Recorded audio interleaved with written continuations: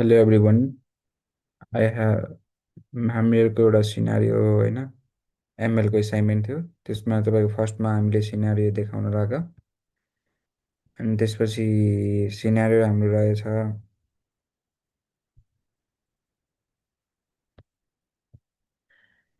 एउटा health card भन्ने company छ, हेल्थ केयर कम्पनीको लागि होइन। त्यो थियो।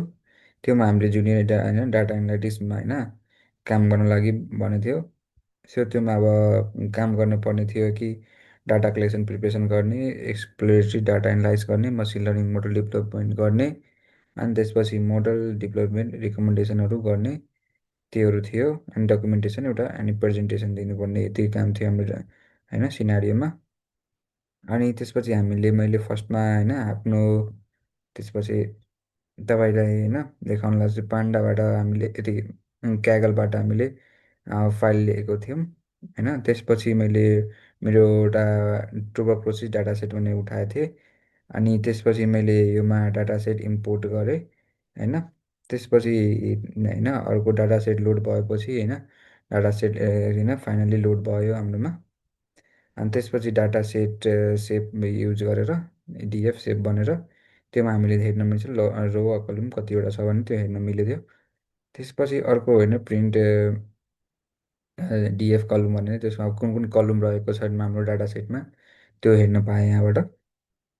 अनि त्यसपछि हामीले एउटा अर्को भन्ने जस्ट चेक गरेँ कि ड्रप एक्जिट कुनै डाटा सेटमा केही प्रब्लमहरू छ कि कस्तो होइन, त्यो चेक गरेँ। अनि एउटा पनि कलम त्यस्तो खराब कलम थिएन, सबै ठिक थियो।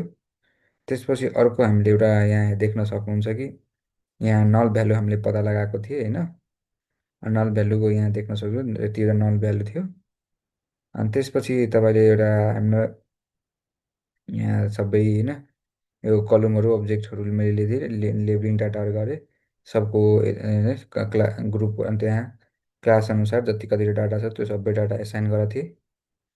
अनि त्यसपछि हामीले क्यु वान क्यु थ्रीबाट होइन आउटलाइनहरू चेक गरेको थिएँ होइन।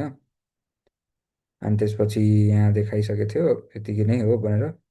अनि त्यसपछि एउटा हामीले जस्ट चेक गऱ्यो कि कुनै रोमा होइन कतिवटा डाटा छ भनेर होइन। त्यो भेल्यु चेक गरेको थिएँ कतिवटा छ भनेर, यहाँ भेल्यु देख्न सक्नुहुन्थ्यो। अनि एउटा ड्रप एन्ड गरेँ होइन। अनि त्यसपछि ड्रप गरेर एक्सवाई गरेर हामीले यहाँ पत्ता लगाएको थियौँ चेन्ज गरेर। अनि त्यसपछि यो ट्रेन टेस्ट गरेको थियो हामीले होइन। अनि त्यसपछि रिग्रेसन गरेर रेन्डम फरेस्ट होइन क्लास त्यो चेन्ज गरेको थिएँ। त्यसपछि एकुरेसी डाटा सेटमा कति एकुरेसी हो भनेर त्यो कुराहरू होइन। अनि सबै गरेको थिएँ। अनि त्यसपछि उसको रेन्डम फरेस्टको रिजल्ट आयो, रिजल्ट हेर्न सक्नुहुन्छ तपाईँहरू। अनि त्यसपछि लजिस्टिक्स रेजिस्ट्रेसनमा पनि हामीले चेक ट्राई गरेँ। अनि त्यसमा सबै गरेँ सबै बडीहरू होइन। अनि त्यसपछि हेर्नुहुन्छ भने यहाँ सबै उसको लास्टमा हामी रिजल्ट पाएको थिएँ होइन। त्यसपछि होइन त्यसपछि केएनएनमा हामीले ट्राई गरेँ होइन। त्यसपछि त्यहाँ गरेर पछि त्यहाँ भयो, त्यसको रिजल्ट पनि हेर्न पाएँ। अनि त्यसपछि हामीले यता डाटाहरूबाट हामीले चेक गरेको स्केलिङ गरेर अनि म्याप गरेर। अनि त्यसपछि टेस्टिङ गरेँ आफ्नो डाटाहरू कति गरे केबाट के आयो भनेर टेस्टिङ गरेँ। अनि टेस्ट गरेपछि हामीले पछि गएर होइन टेस्ट गरेँ। अनि लास्टमा फाइनल रिजल्ट गरेर कति नर्मल कति टिबी लागेको छ भनेर त्यो टेस्ट गर्न पाएँ। त्यही अब इन्ट्रेस्ट लाग्यो भने एकजनाको देखायो होइन टेस्ट वानमा। टेस्ट टूमा 0 देखायो, टेस्ट थ्रीमा हामीले 3टा देखाएको थियो, यसरी देखाएको थिएँ। ल त्यसो भए धन्यवाद।